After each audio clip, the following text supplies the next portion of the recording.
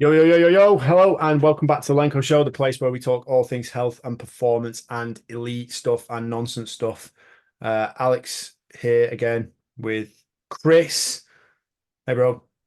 Hello, everybody. I am the younger, less intelligent version of Alex. Thank you. Yeah, Chris, people know. People know. People know. Don't worry about that. You just say it every time. People don't need to know. We already know. Hierarchy is being established. Um, You today, remember when you said that to me when we were doing the Goggins challenge? I do indeed. I do indeed. That was the 4 miles every 4 hours for 48 hours. And I think all the way through, you'd kind of been, kind of charging off ahead on some of the runs, and I'm just thinking, let it be, let it be, let it be. And then I think the final run, we wanted to make it a double marathon, so we did a bit extra and got an extra few miles in. So we did a bit of a longer one. And I remember, I remember kind of thinking, do you know what? Fuck this now. Like it's time to reestablish the hierarchy. And I kind of ran off ahead of you. And and then when we finished outside my house, I think I told you, didn't I? I think I delivered that line. Because you did it as I think it was on our Facebook Live that we'd done during COVID. Yeah. And I'd not specifically heard you say it on the live until I watched it back. I was like, oh wow. Yeah, class. Yeah. It was- Um, anyway, today we are on episode number 98, and we are going to be going into a couple of main topics. Number one is strength training safe for kids? We will be answering that question. Um, Ridiculous. the answer is yes. Oh. Moving on. And then and then we're going to talk a little bit about early versus late specialization, which is kind of a bit of an interweaving theme throughout like the topic in general. So we'll kind of lean on our experiences, kids growing up and how we've gone about things and like knowing what we know now, how we would potentially do things differently so that our kids in future have zero chance and zero excuses. We've got excuses. Our kids are going to have zero excuses. Um, what do you make to that statement? Should we start there? What do I think to our kids having zero excuses? Absolutely, yeah. Um, I think it's right. And I think it'll set them up nicely for creating even more extravagant excuses than we've come out with before.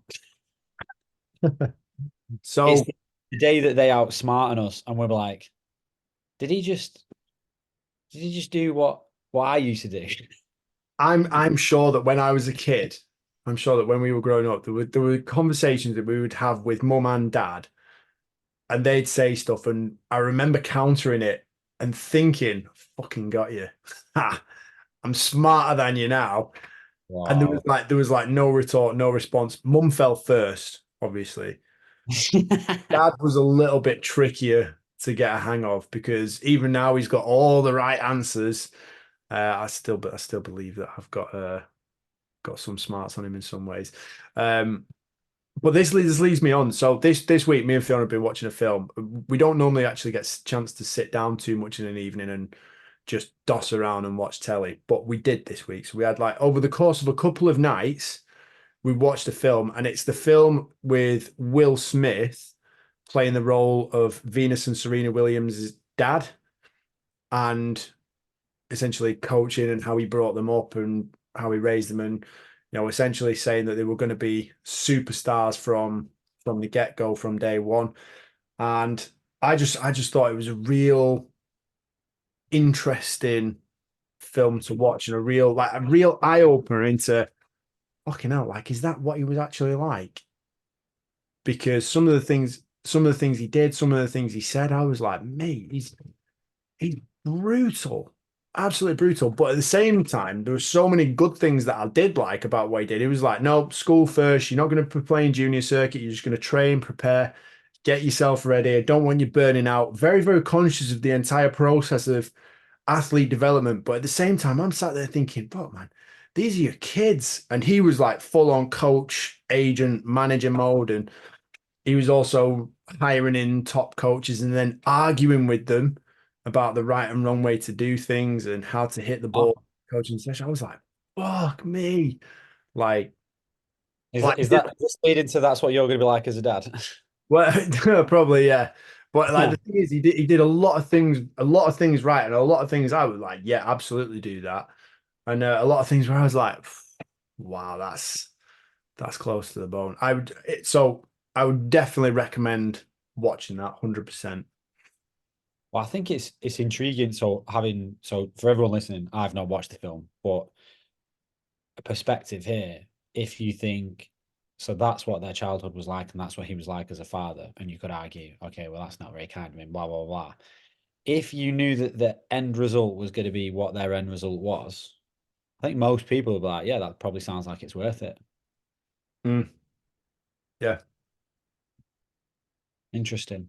yeah. Very interesting. I also think as well, like in terms of you kind of have to, if you're going to play that role, you have to have those two very different personalities. You need to have the father figure, mentor, like I'm there to support you no matter what role that you flip into. And then you also need to be the hardline coach role. So if you like, I think what I'm like as a coach and the way that I speak to people, the way that kind of train them and get athletes to do different things and how I behave in sessions.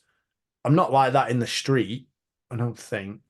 I'm not like that around the house. I'm not like, Fiona's taking a drink of water and I'm like, do 10 more reps. Like, it doesn't work like that.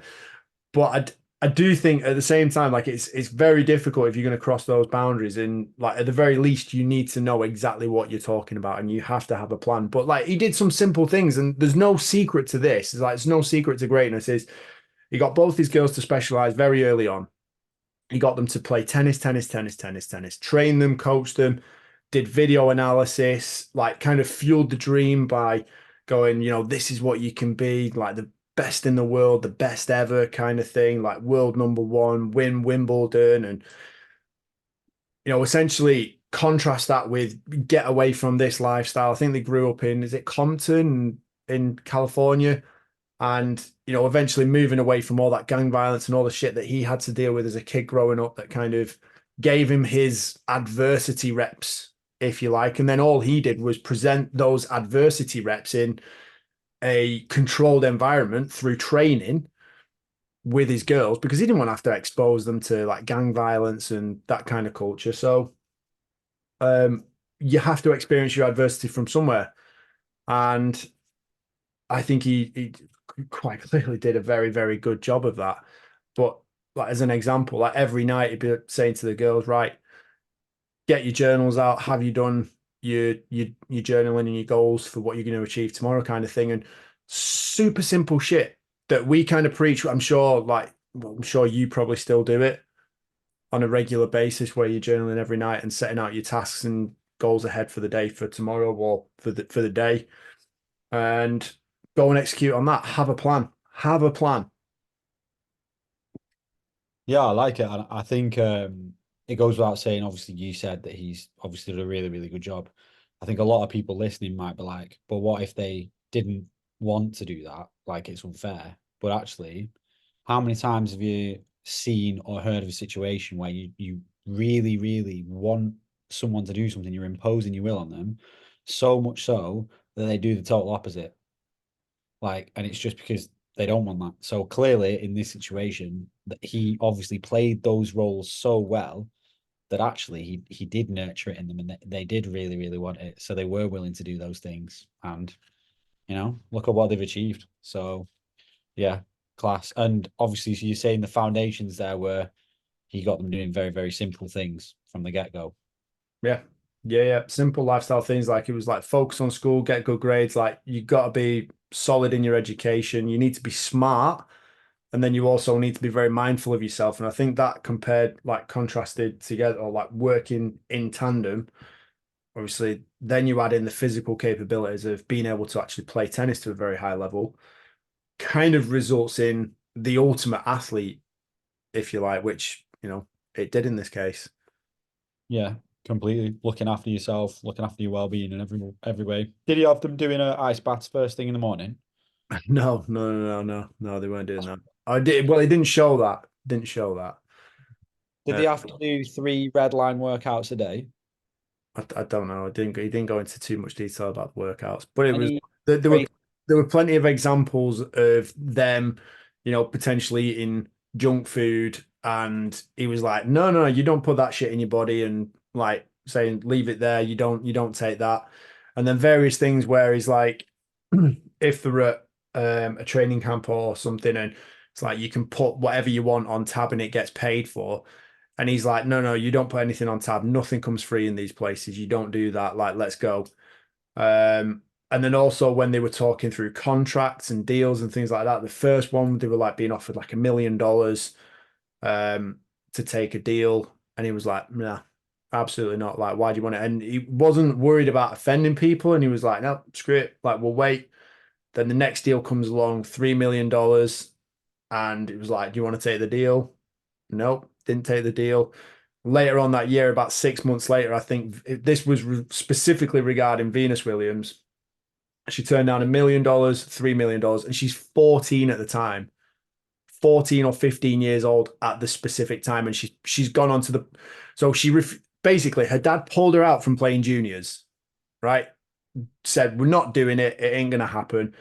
When she's ready, she's ready. She'll turn pro. I don't want to get him burnt out. I don't want to do him what I think it was Jennifer Capriati did, where she got, played a ton of tennis, juniors, went pros, and then kind of got busted up on drugs and stuff. Yeah.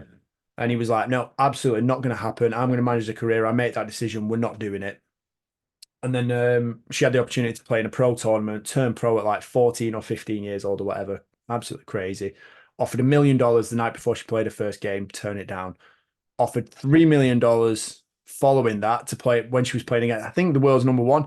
And I'd love to know if this is like this. This was how it was showed in the film, and I don't know if their career was actually exactly this. I hope it was, because otherwise the film's a load of bullshit. So I'm going to find that out later. But she was offered $3 million, turned that down, and then sort of 6 months later, Reebok came in. And do you know the actual value, the actual offer that she got? Put a number on it if you were to guess. 10 million. 12. 12 million. And 12 she's million dollars. 14, 15. About 14 or 15 years old at the time, yeah. Delayed gratification, my friend. Delayed gratification. You don't just bite off and chomper the first thing you see in front of you. You play the patient game. You understand you're an athlete with a lifetime ahead of you, a career to develop, not a flash in the pan. If you want to be a flash in the pan and take that one hit and be that wonder kid, fine, go for it. But if you want to play the long game and you want to be around and be a GOAT, play the long game, delayed gratification, be patient, wait for your best opportunity. Well, not wait for your best opportunity, but be patient with your opportunities. Yeah, I agree. Some, Very, very some simplistic. genuinely, whether the film turns out to be bullshit and it's not exactly what happened, it doesn't matter. There's some seriously, seriously cool life lessons within it. So, highly recommend it. Go and watch. And then that kind of leads on to my question, which is, what is the best way for an athlete to develop? Is it early specialization or is it late specialization? So going through the two, early specialization would be you play one sport and that's all you do your entire childhood growing up, and then going into adulthood, you turn professional at that, and you just specialize in that one sport. So if your sport is football, it's football, football, football, football, football, football, and that's it. Late specialization would be play multiple different sports through your childhood, just be a kid, play bits of everything, develop skills from every sport, go in, take different technical abilities, apply it, develop your all-round skill set. And then when it comes to the point of, adulthood and having to make a decision and turn professional at something, then that's what you do and you commit to that one sport later on. What's your personal take on that, Chris? What's your own thoughts on it? Well, outside of what we spoke about earlier, I've always thought, in terms of specialization, my beliefs personally were always if you could figure out, and this is like not just a sport and becoming an athlete, this is like an everything thing. If you could figure out exactly what you wanted to do as early as possible and consistently do it, you've got skin in the game. You're getting more hours, more experience. It's in Matthew Syed in Bounce when he was talking about 10,000 hours for mastery. Mm. Earlier specialization, you've got more chance of getting there and becoming like highly, highly proficient slash obviously master at doing that one thing. But I can also see how there would be benefits to building like overall foundational skills and then being able to develop further from there. Um, yeah, I think I've always just thought what probably most people think, which is that if you can find a specific thing and do it for longer, so early specialization, I would be veering towards with this one. Do that thing for a prolonged period over and over. But that being said, obviously, my thoughts there is exactly what you said about that tennis player. Like, there's much more chance of like injury, fatigue, burnout, falling out of love with what you're doing, deciding you just don't want to do it anymore. And I think also within younger people, if you do that thing, and this happens a lot, I know this happened a lot to a lot of people that I used to play football with. Like they do that said sport through their childhood, and then as they go into adulthood, because they've done it all the time as a child, they're kind of like, yeah, no, I'm kind of done with that now. I want to go and start doing something else because they've found something else, or they're getting their sense of significance and their cultures elsewhere, if that makes sense. What about you? What are your thoughts on it?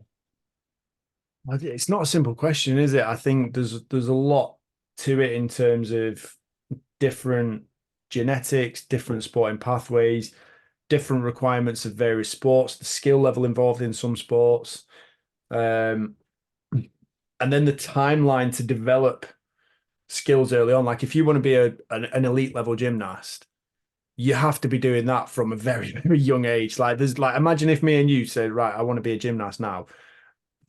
Zero. If I wanted to go to the Olympics as a gymnast, zero is the probability of that. Oh, I don't know, mate. If we get Absolute, you started.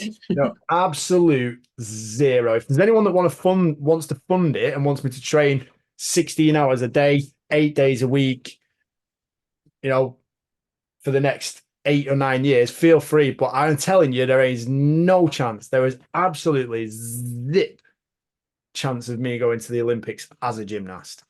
Um, so if you want to catch that boat, you do have to develop some pretty significant foundations early on, and that like that you would have to specialize early on.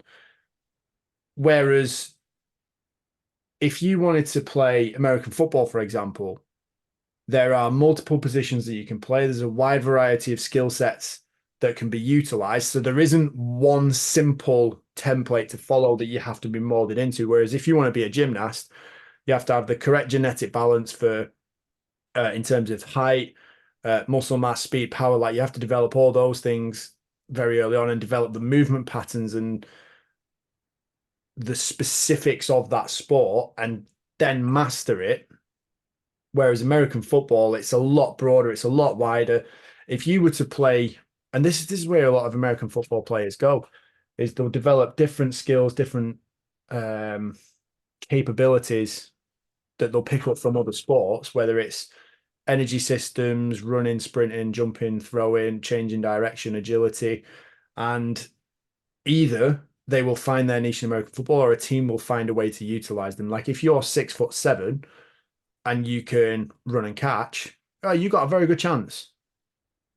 Do you know what I mean? So that's where you could afford to do loads of general stuff, be, off playing baseball, football, running track, sprinting, and doing all those different things without ever playing a game of pee-wee football in your entire life. And then you get to college and you go, well, do you know what? I could do that. I'm going to go and give it a try. You stick a helmet and shoulder pads on and off you go. So there's certain places where genetic outliers are always welcome. And like what the NFL are doing with the international pathway for players around the world from different sports is a great example of that. Like you don't have to specialize early on for that particular sport, but if you want to be a successful gymnast, absolutely. So I think very much case by case basis. However, the evidence is there suggesting that if you want to make it to the top, early specialization is best. Yeah, I think you absolutely see more of an occurrence of it nowadays when you take a look at some of the people who are at the top in their specific realms and sports, things like that. The age is getting younger and younger for the vast majority of sports. So, and it just is a case of some people have found that they have found a specific thing that they want to work at, and they've stayed in it and at it and done that thing to a high level for such a long time now that they are really, really good at it. And I really like how this is closely connected and internet is with what we spoke about last week in terms of when you're strength training for a sport, you want to focus on doing things that will make you better at that sport. And whether you do early specialization or late specialization, if you don't know what you want to do and you've not found that thing yet, but you're doing things and learning things, playing other sports, etc., that are still going to translate across to what it is eventually you do end up doing, you are still going to get like significant, like progressive results and rewards from doing the generic stuff that wasn't that specific thing anyway. It's still, you are putting time into the craft that you don't even know you're honing yet. So Yeah. I think that's really good, and I think that's really useful too. Yeah. You're developing that all round skill set without necessarily even targeting it or um, having the aim of doing that. And I think this is the next thing. So obviously, kids can play all kinds of sports, and there's a study that has come out. I've seen it this week by Alberto Sanchez Pastor, which is studying into the pre-pubes, the prepubertal children, which is the influence of strength training variables on neuromuscular and morphological adaptations in kids. And essentially, the question is training safe? Is strength training safe for kids? The answer to that, as I've said in the introduction to this podcast, is yes. The sun is also hot, and water is also not wet. Ah, I knew you were going to think that. Good for hydration. There you go. But milk is better. Blue milk even better. Little Manchester Titans reference for you there. Part of the show. Hashtag That night. was an interesting little tangent you went on there. I enjoyed that. In which bit?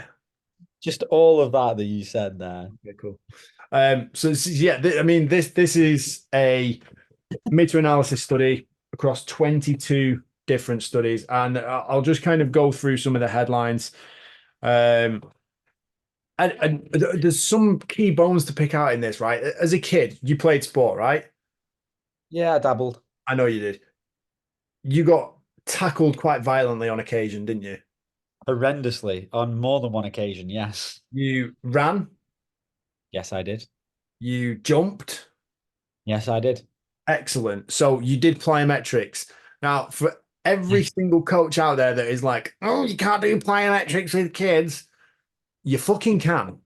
You absolutely can. Like, if you're going to allow a kid to run and jump, why are they not doing plyometrics? Running and jumping is a plyometric activity. So let's look at how we're loading it and start teaching them how to sprint and how to jump and how to land. We'll cover those basics. We're less likely to see kids getting injured. And I'm going to go into this, but biological differences between men and women, women's sport, female footballers, tons of ACL injuries. I couldn't even get my words out there. I was like, uh, Trying to aggressively offend someone. yeah. I mean, the ACL injuries that are prevalent in that sport in the female version of the game is it could all be, personally, in my opinion, it could be significantly reduced with appropriate training from an early age rather than just going, let's just play football. Let's just run around and kick balls all day long. No, get in the gym, get strong, get good at landing, good at changing direction, and practice your fundamental movements. Um, anything to say on that front before I dig into this? Yeah, just to quickly touch on that as well. I think a lot of that, I don't know about you, but I think a lot comes from, this is coming from the opinion of someone who's in the, let's say, the fitness realm in the industry who trains people. I think a lot of people just don't have a clue. They just don't know. Like plyometrics are also good for older people as well. And I know that I've had many a conversation with people where the first thought is the same thing with kids and the same thing with older people. Like, no, that's like the worst thing you can do. Well, why not? Why is it the worst thing you can do? It's proven to be really good for bone density and bone health and stuff. Like, why would we not want to train that if it's been proven scientifically to be really, really useful? So I think a lot of it just comes from a lack of education. And a lot of the key variables this goes into is individual differences and progressive overload. You need to pick the right starting point with the correct intensity and the correct volume, working on appropriate movements and movement patterns. Then you also need to bear in mind that some people shouldn't be doing, you know, consecutive broad jumps and instead, simply practicing pogos or improving their ability to jog and run fast would be a very, very good start. Yeah, I And think then, what's important here is Alex is not saying practice doing 30 burpee broad jumps like for time. I'm sorry, He's but that's also not plyometric. So yes, you're right. I am absolutely not saying that. That sounds like a stupid CrossFit invention. Oh no, no, that's very high, Roxy. That's very.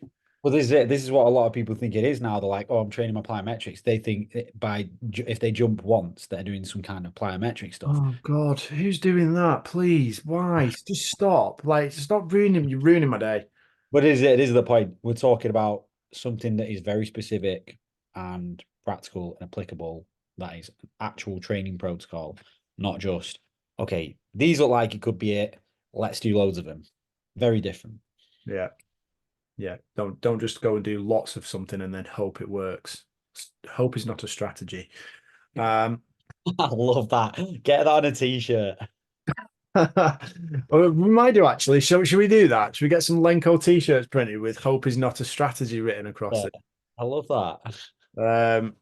So just to kind of summarize a couple of key points here. So strength training for children is very similar to the way it is for adults. Like the same principles across the board are applicable.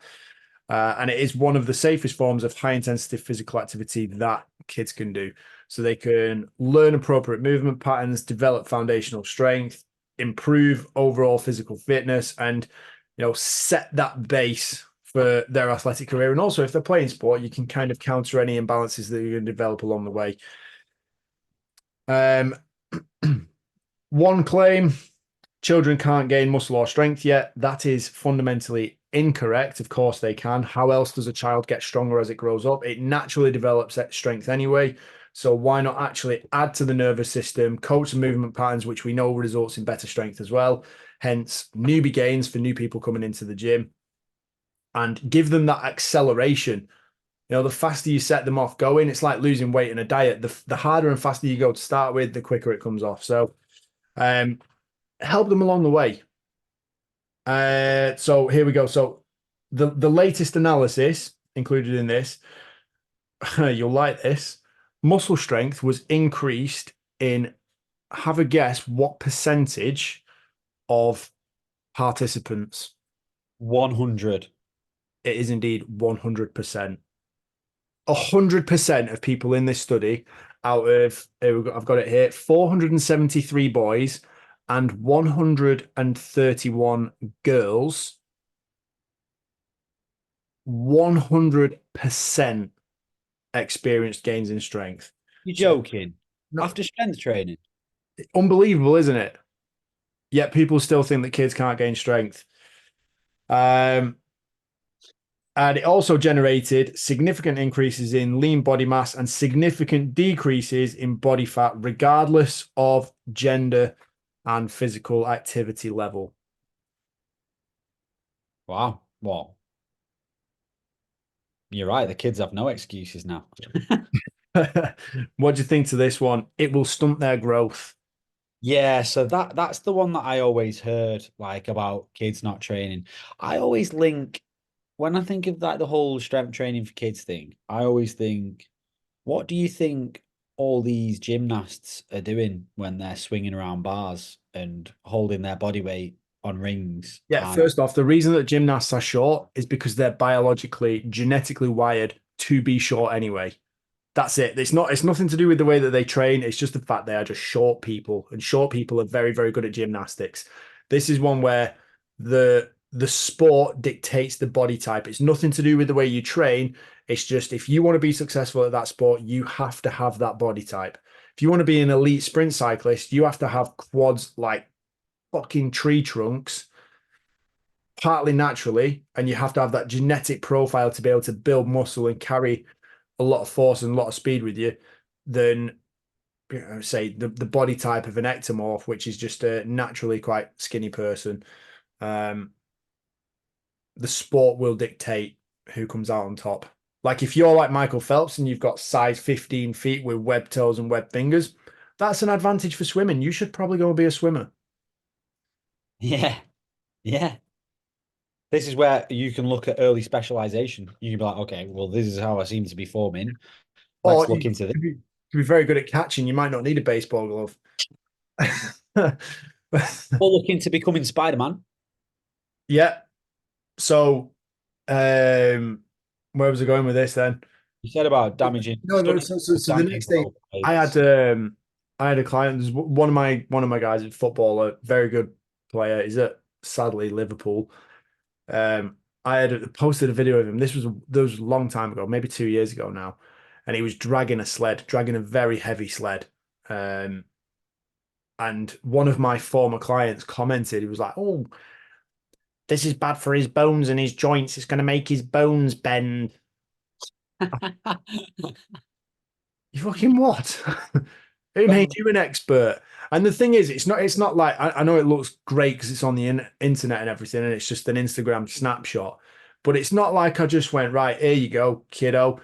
Dragged 60 kilos on that sled up and down the gym 20 times for me out of nowhere. Like he'd been in and building on that for weeks and months and like even longer than that to get to that point where it's like he didn't start with a ton of weight on the sled. I'm not going to ask him to move a house. I'm not like, let's be, and this is where progressive overload comes into the equation. Like he started with maybe like 20 kilos on the sled, building the volume, and then he's got to that point where he's able to move a very heavy sled.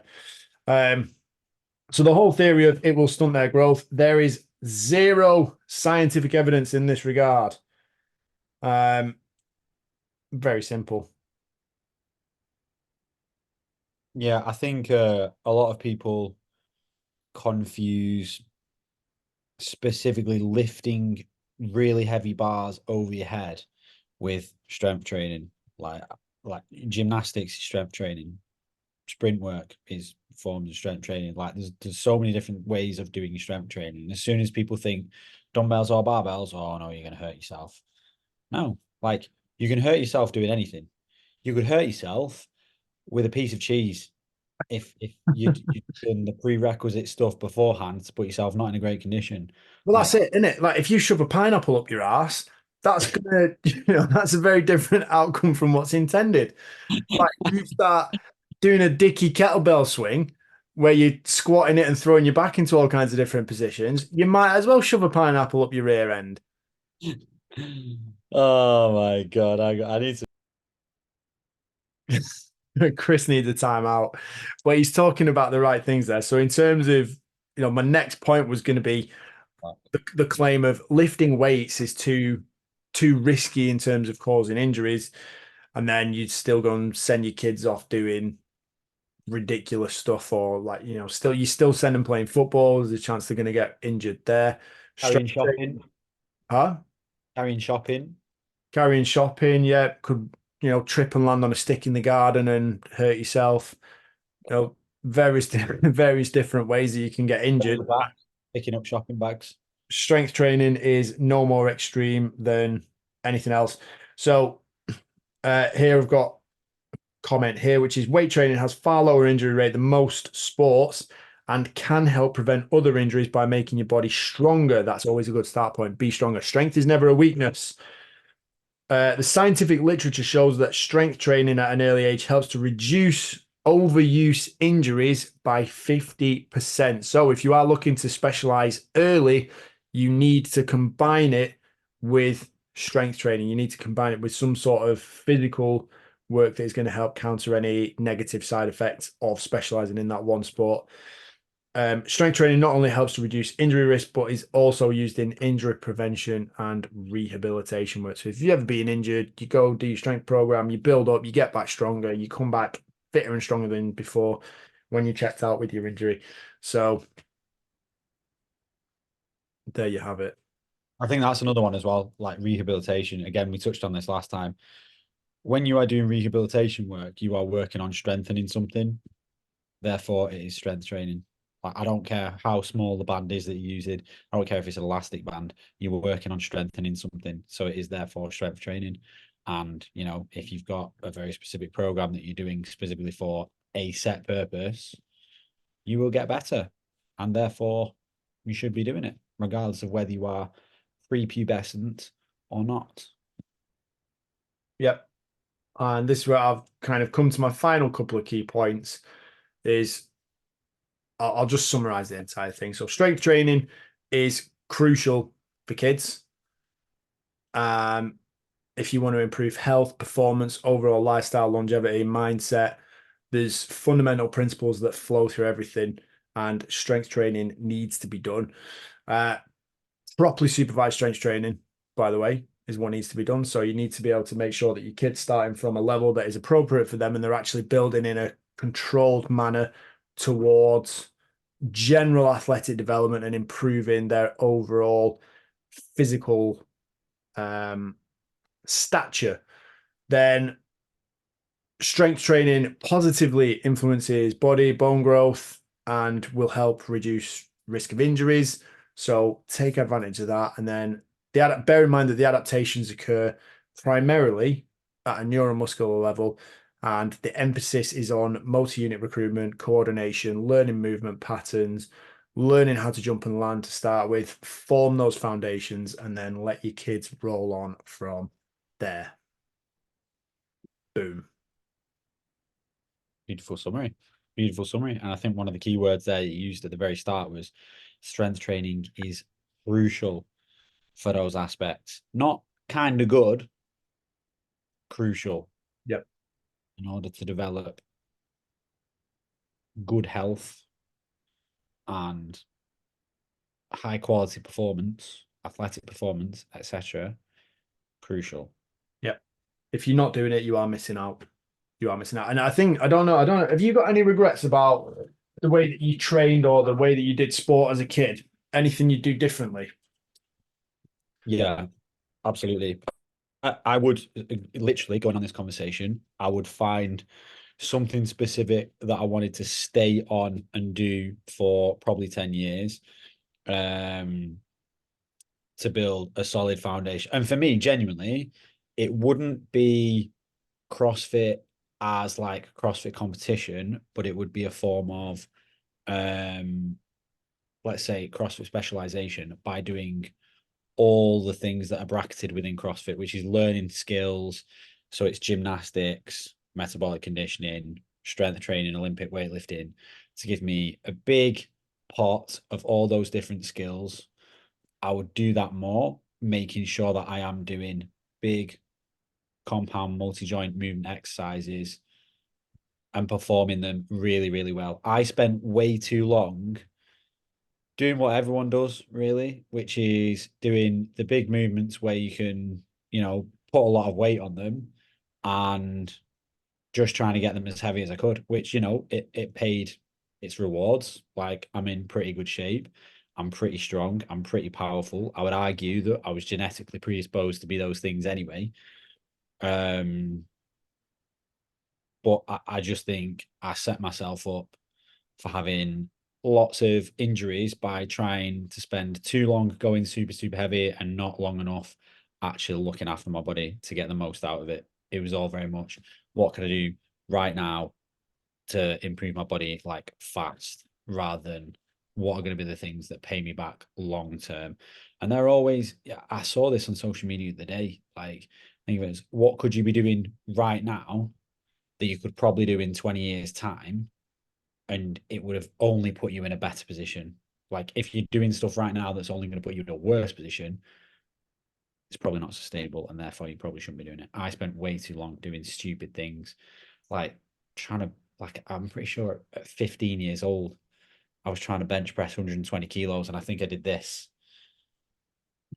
For Which, anyone that couldn't see that because you're listening on your podcast player, it's oh, doing sorry. the old like close grip 2-inch bench press, just like Like you're riding a horse, like jockeying a little bit. Yeah. Yeah, it doesn't count. No rep, no And I rep. think, you are genetically, your, let's say, body shape is going to be what it's going to be. You can just make yourself bigger by putting on more muscle, or make yourself smaller by losing fat, or losing whatever. Like, do it the safest and best way possible for you over what time period that needs to be. You don't need to do it in 6 months and try and cram it all in there, because what's the point? You'll just hurt yourself. Yeah, What yeah. about you? I would. This is like a glimpse into the future for any of my offspring, sprogs. And this is like I think what I would love to do and what I'd recommend any parents to do. Obviously, it takes time, it's effort, it's dedication. Like I know what's required to work at a high level from working with kids as athletes. I know what it's like to essentially train a family member to a high level with regards to working my dog, and then the amount of time that takes to get right. You're gonna experience that now that you've got a fucking puppy. Um, but for me, the payoff is well worth it, and the investment has to be wholly on that. And then, as much as you're able to be active and involved in that as a parent, whether it's being along to support, join in as much as you can. I would say, like, be that positive role model. Like, that's the kind of person I want to be. I suppose, for all the young athletes that I train, I would hope that I kind of fit that um like visual kind of role model aspect, and that they see me doing the right things and they think, oh God, yeah, like I'd like to be more like that kind of thing. And eventually, they soar beyond that. But yeah, I like to think that well, not like to think, I do think you have to practice what you preach. And if you're not practicing what you're preaching, people know when you're bluffing. And I think your message loses impact. So what I would do differently, I would love to do more track and field. I think it pays dividends to be, if you want to be a field sport athlete, or in fact play any sport, a lot of the time that involves you being on your feet. You need to be able to run. You cannot get away in the modern era by being one of these tactical superstars that kind of just sits in a pocket and passes the ball around like Paul, like even Paul Scholes, the likes of Scholes, and some of the best footballers on the planet that have ever lived. They still ran their socks off. You have to be able to run.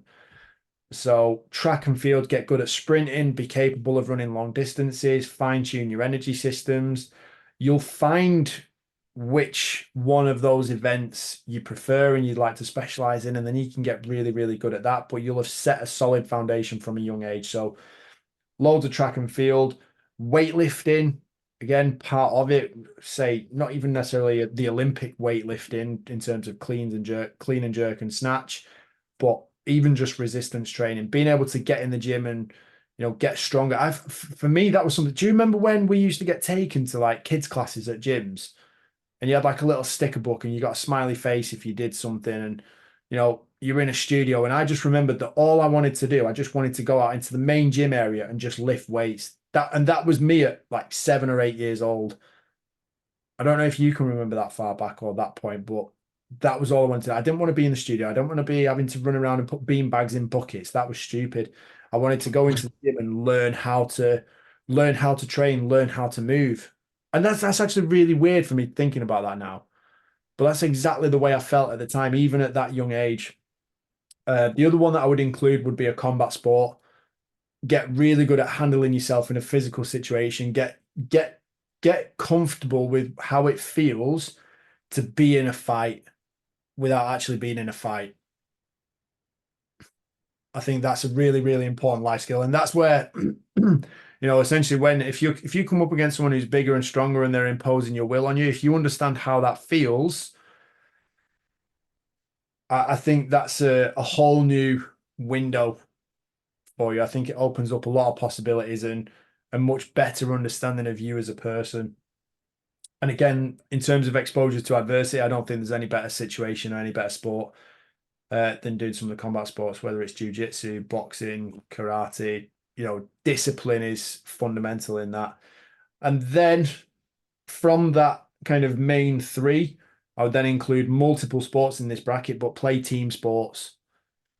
Play the seasonal sports, whether you like, obviously, as kids growing up, we were tennis, football, cricket. Get experience of being in different environments, different dressing rooms, different teammates, learn to work with different people, get different ideas and different coaching methods. I think like that kind of experience has probably suited us quite well. But looking at a lot of the footballers that I work with, you can tell that a lot of them were early specialization, and all they've done their entire life is spend time in a football changing room, and they've very rarely had exposure to those other environments. So the sense of humor, which is it's shocking. It's some of the most simple people you could actually imagine. I remember there were times I'd sit there and just think, "Oh my God, I can't believe you're laughing at this." Um, but yeah, you have to get out of that environment and get exposure to different situations. You need to be, broaden your horizons. So they would be my main areas for improvement. So I can't get my time again. You can't get your time again. But in terms of the future generations and the little Lenkos that will be running around, not soon, might I add. This isn't like me dropping any hints. Not happening yet. But in the future, down the line, that's the situation.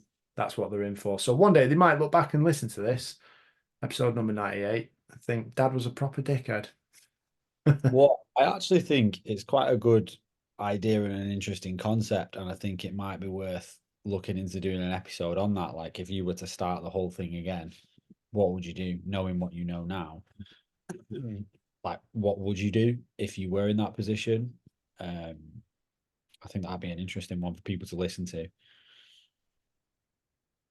I agree. I agree. Anyway, any final thoughts, final comments before we wrap up today?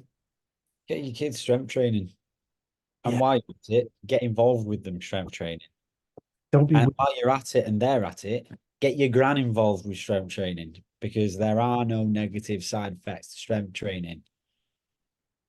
There are only negative side effects to doing bad strength training, which means doing it like an idiot, like I did when I was 15. Don't do that.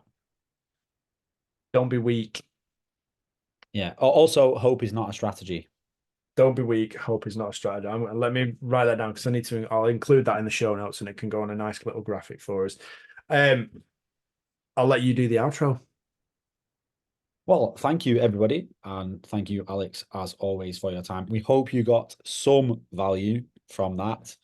Obviously, Alex summarized about 10 minutes ago, and he did a little introduction at the start, telling you exactly what we're going through. So, as we've said, get your kids into strength training. And this has been episode 98. We look forward to seeing you guys again. If anyone has any sterling ideas for episode 100, any guest ideas, anything like that, please feel free to let us know. If you need to find us on social media, Alex is Alex_Lenkowski_performance. I am Chris_Lenkowski_performance. Forgot my own name there. Well done, people. Peace, love, and protein. Goodbye. I love that. Take care, guys. See you later.